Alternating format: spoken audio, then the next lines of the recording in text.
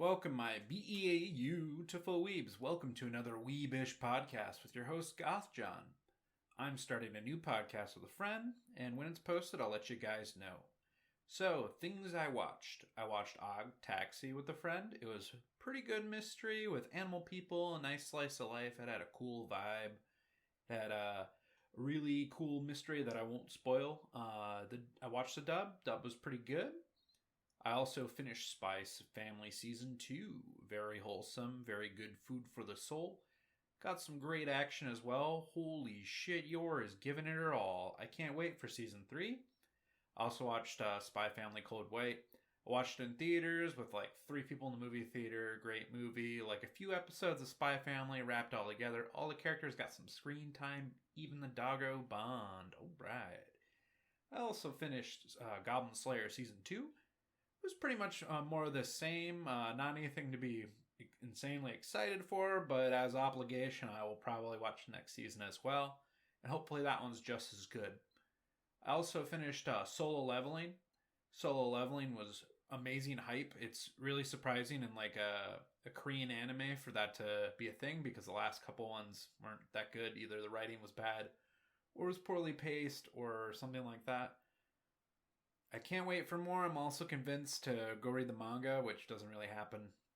I'm not a big manga guy. I'm very hyped. I'm very happy to know that there's finally a Korean anime I can watch. That's written a lot better than the others, like I was saying. I've watched a couple episodes of Free Ren. I might pick it up again. It did seem kind of interesting. I just have to be in the right mood for it. It's kind of slowly paced. You're supposed to envelop you. You're supposed to, consume it. And then, what I'm currently watching, some airing shows. I'm watching Konosuba Season 3. I'm really loving it. I wish I didn't have to wait so goddamn long, just like freaking Attack on Titan when that finally came back. And finished that. It was awesome. Then Konosuba is like 2 or 3 episodes so far, so I'm excited. I can't wait for more. It's really funny. Really enjoying it. The sub, amazing. And I did kind of watch the first season of Konosuba as a dub. And I enjoyed that a lot more than I thought because the sub voices I had them so ingrained in my head. Mushoku Tensei, currently watching that. Rudy, spoilers alert, finally got married. What the fuck? I can't wait to see what's in store for this season because there's going to have to be some kind of insane... It can't be him just living with his family and just family slice of life stuff. So, like, there's got to be some action going on. Something's got to be over the horizon. I watched the first episode of Poison Wolf. I'm probably going to wait for that whole show to come out and probably binge watch it with my girlfriend. And now, after I got all that covered, it's time to do our 3x3. So, with the 3x3, we have, in my top left corner, we have Fooly Cooly. Fooly Cooly has been a big part of my anime watching growing up. The soundtrack is amazing. It's by The Pillows. It's a show that you don't necessarily want to watch if you're a brand new anime fan because you'll just be really confused. But the first season is a 10 out of 10 in my book. In fact, everything in this 3x3 is a 10 out of 10, whether or not it's actually good or it's just how I feel. The Fooly Cooly, it just feels like a summer where you're off for school and you're just enjoying it, trying to reconcile with the fact that you're growing up and that it's the life that you're going to have to live when you grow up. It's going to suck. And you see all these characters kind of going through all this and then all this crazy shit that happens with like a robot and like a space god. And this awesome soundtrack, and it's like high octane, going 99 miles an hour, and it's like I said, it's not for everybody. I watched the sub and the dub many times. I would recommend it to anybody that's looking for something different. Then my next show will be Code Geass. Code Geass, another big part of my life. It's if you're gonna describe Code Geass, it's an anime all about terrorism. It takes place in like a futuristic a area where Europe has basically gained control of everybody. Like they took over all the territory and subjugated them to like be slaves and be less than human. The main character, Lelouch, he's part Japanese and part Britannian, the European people. And he decides, you know what, I'm going to overthrow this whole thing. Lelouch is kind of like Light in Death Note. Like, he's always one step ahead of the bad guys, and it's kind of like a really cool game of chess. You're kind of excited to see, how is he going to pull off this stunt? When he has like no chance of, winning. And it's a thrilling watch. The first season is amazing. The show ends in a bang. I won't spoil the ending, but it is one of the greatest anime endings ever made. They made another movie after that, but yeah, it is what it is. It's fan service, the movie. So going into my third show, my top right corner, we have Elfen Lied. Elfen Lied is a guilty pleasure for sure. It's not written well. 14-year-old me loved this anime and watched it many a times. I even get emotional watching the show, which is really funny because of how understunted, how underdeveloped the emotions of the show is, and how poorly written it is. It's gratuitous violence in the first 7 minutes of the anime. It's known for this first 7 minutes. Unfortunately, the anime ended earlier because the manga wasn't finished, and we got an anime only ending, which kind of sucks. Still give it a 10. It touches my heart. There's a whole scene where a guy has to reconcile with the fact that his daughter is gonna die with him, and that always gets me all choked up every time I watch it because I'm a big baby. I really like that show. It has great music, like that opening song. You'll get stuck in your head for days, and I kind of want even to frame that original painting that the embrace that's in Elfen Lied. I kind of want to just put it up in my house. That's how much that anime means to me.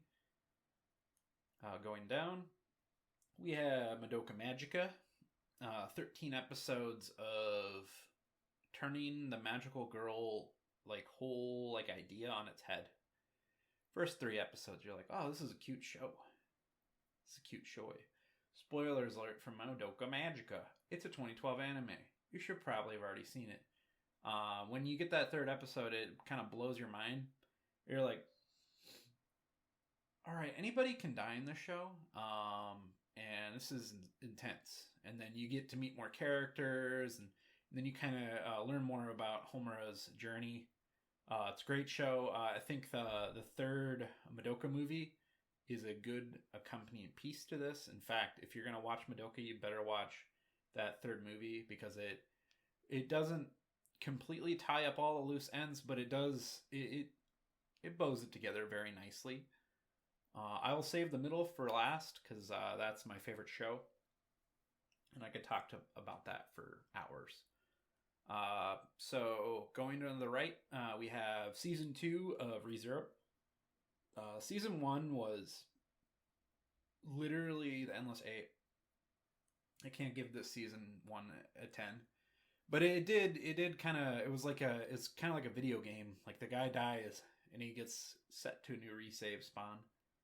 He's sitting there trying to figure his way out. He keeps dying and dying and dying and dying and dying.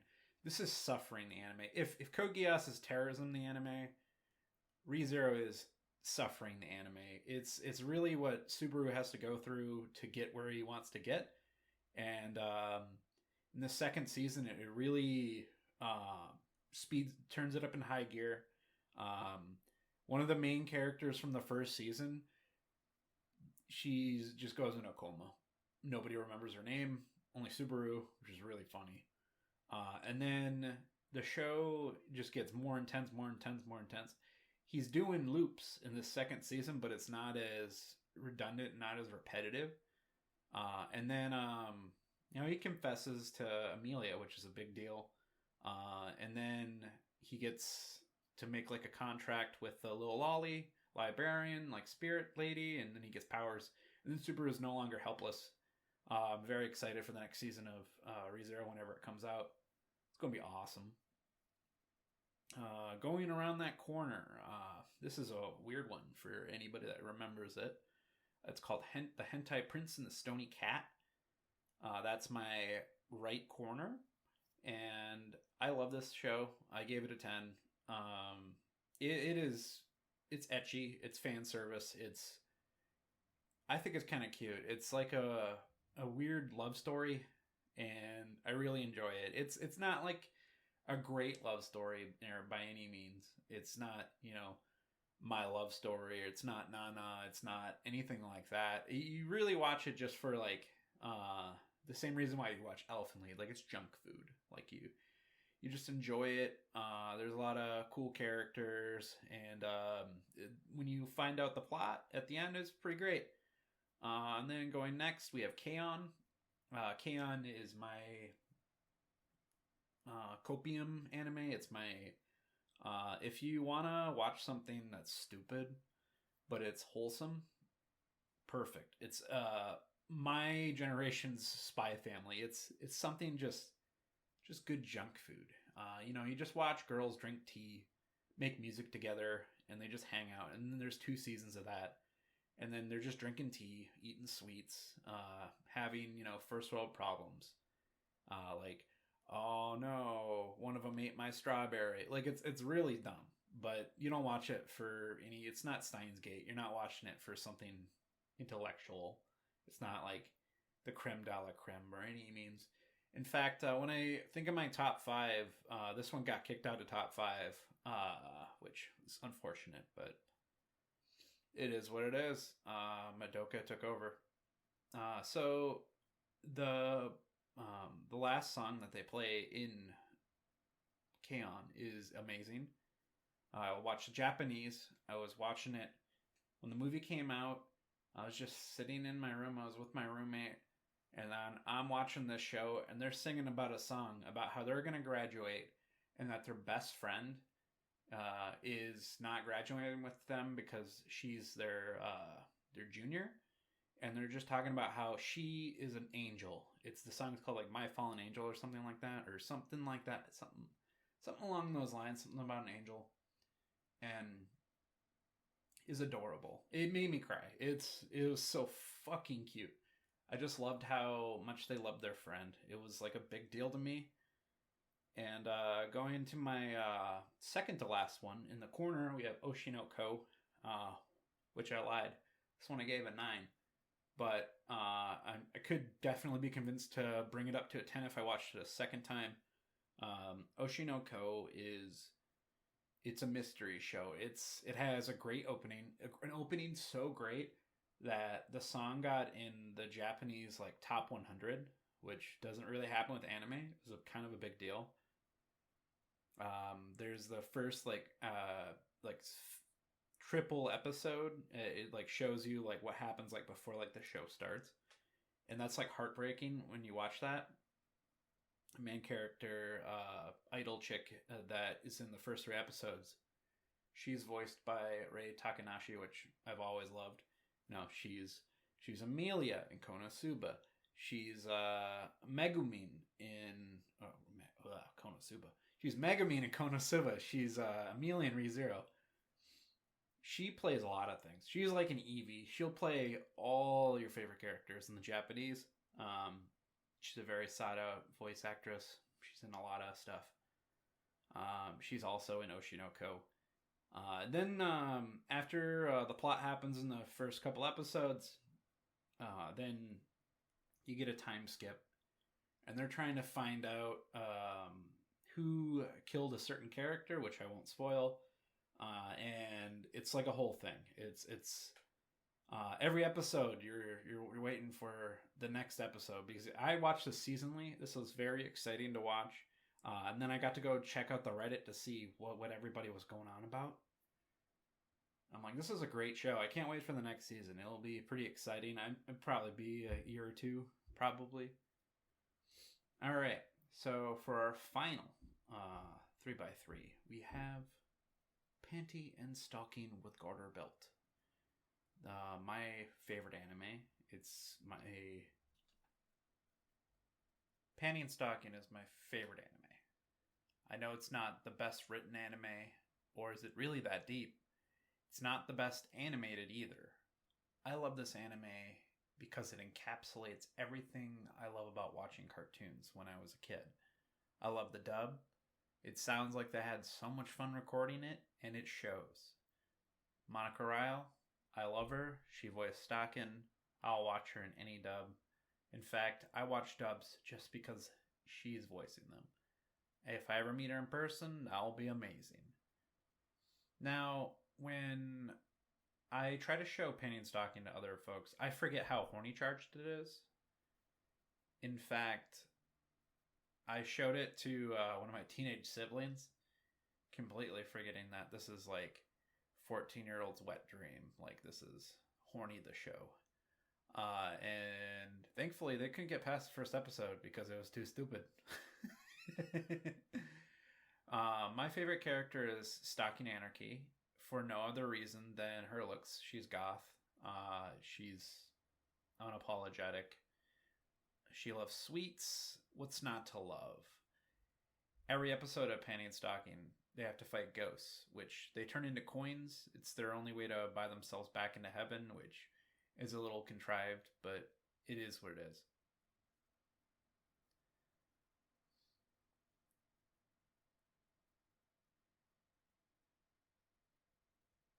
Panty only has one thing on her mind. It's P and V. It's like the only reason why I prefer her over Stocking. Panty is usually just a terrible person. Stocking also is a terrible person, but in different ways. She's sweets on her mind, and Panty is P and V. That's why there's so much lewd things shown in the show that I completely forget. Like, there's an entire episode where they like fight a ghost where they're like getting off to like picking their nose, and then they fight these sperm ghosts. Like, it's a whole episode, and there's a lot of like references to like war movies and stuff like that. The show's drawn in the style of like Powerpuff Girls. It's one of the big reasons why it really touches me. And when I watched cartoons as a kid, it's a big deal for me, at least. It's, like I said, it's not the most thought out show. It's not the most deep. It's not the most well written. It's junk food. It's dumb. It's funny, and it doesn't really care what you think. It's unapologetic. One of the episodes is literally a music video, like a part of the episode, and they're just talking about it, and it's one of the greatest parts of the show. It's just them showing you all these references to, you know, like Marilyn Manson, Gorillaz, like all these bands, like Nirvana. They do like the album art and all that, and then they're just playing their song. And the music in the show, done by Teddy, a lot of it done by Teddy Lloyd. The soundtrack, he does a wonderful job. It's like electro beats and stuff like that. There's like a whole entire track that's just moaning, which I always skip whenever I listen to soundtrack because I don't need to be hearing that. And I don't need anybody to think I'm listening to porno. Some of my favorite songs, like I like the Corset theme. There's a mix by Teddy Lloyd that he did when the show was airing. It's called No Pant Night, and then it starts with like Panty starting see through the truck, and it just goes fuck, fuck, fuck, and then it starts playing the song, and I'm just like, you get like trickles up your spine. You're just like really loving it, and then you hear Teddy Lloyd being a dumbass saying you. One of the episodes, Stocking falls in love with like this fat gross ghost, and you're wondering why she's like into him like at all. That just proves that even this show, that one of the main girls will just fall in love with somebody that's not right for them like at all. They play one of my favorite songs called Chocolate, like how they say it in Japanese, and it's just this really cute song that you're listening to while she's like falling head over heels for this fat ass, gross, disgusting ghost. And then she finally finds out that she has to kill him, but she doesn't care. And then he finally like he gets redeemed. He's just like, I know I'm really bad for you. And then he like and he goes to heaven, and he turns into a heaven coin. It's like, what? Like, you could even do that in this show, which was really funny. Panty and Stocking has like one of those endings that it really makes you think, because you're getting jerked around for most of the show. Just like, okay, they're doing a gag. They're doing this doing this reference. They're doing this reference. Okay, Panty's getting it on with every guy in the whole neighborhood. Okay, all right. And then there's even briefers. Yeah, briefers rock. They do like an entire like thing where it's straight out of Romeo and Juliet, where they like see through like the fish tanks, and it's briefers actually looks he's actually hottie. Ooh. And then so you're watching the show and you're like, what even is this? And then the plot comes and you get a Gynax ending, which this is a 12-year-old anime. I'm not gonna worry about spoiling it. Stocking cuts Panty up in 666 pieces, which edgelord, awesome. And then she reveals that she's a demon. I've been waiting 14 years for a second season, and it looks like Studio Trigger finally announced that they're working on it, which is awesome. I can't wait for another season. I know it's going to be as good as the last because a lot of the same folks are working on it. I hope they get Teddy Lloyd back to do music. I'm sure there's no reason why they wouldn't. Panty and Stocking is a 10 out of 10. I know it's, like I said, it's not a great show, but it's junk food and I love it. I watched it when it was airing. I followed along with the anime community when it was airing. I don't think anybody's ever said anything bad about Panty and Stocking.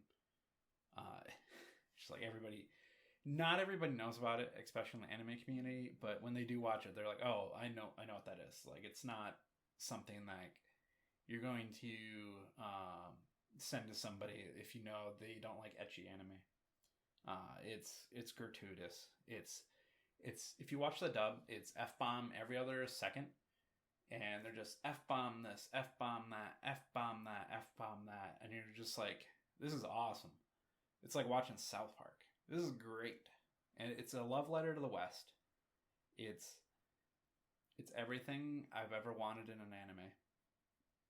There are a lot of shows that are nowhere near like this crass. There are a lot of shows that aren't as... There are shows that are edgy. Don't get me wrong. Like, there are shows like the rape anime.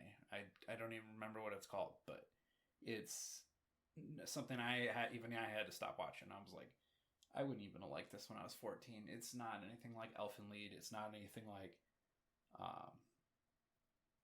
or it could be something like Interspecies Reviewers, where it's just goofy. You just watch it because you're just like, I know this is junk food. I know this isn't 10 out of 10 material, but sometimes I give something like this a 10 out of 10. And as a My Anime List reviewer, I've given plenty of things a 7, plenty of things a 6, plenty of things that probably didn't deserve it.